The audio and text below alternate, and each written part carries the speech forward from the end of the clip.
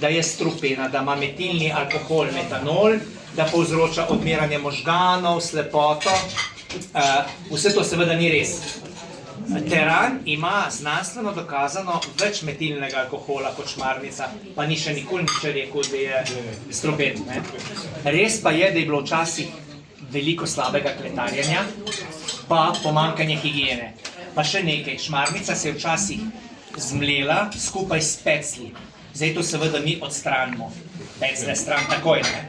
Tam je pa to s pecli in ker je šmarnica tako grozdje, ki ima debelo kožo, so ljudje to puščali po en teden fermentacije in potem pa se je reč, da se sorte dogaja, ne.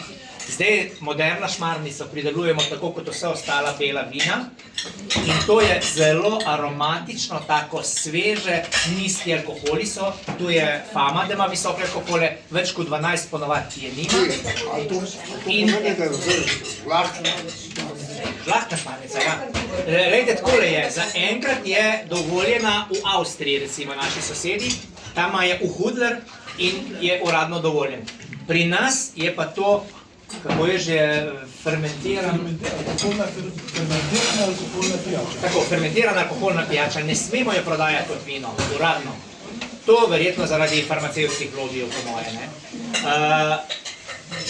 Dejansko veliko ljudi prisega, da zelo znižuje holesterol.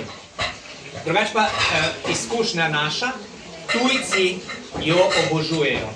Zato, ker je drugačna, ker tega druge ponovadi ne najdeš, aromatična, okus in ponovadi je pri tujcih res zelo dober odziv imajo na šmarnico in na cvičen. Ker sta oba drugačna. Chardonnay, Sauvignon, pa vse te stvari imate vse posod po svetu. To je pa naše lokalno. In zato moramo ceniti in to razvijati. Na zdravje!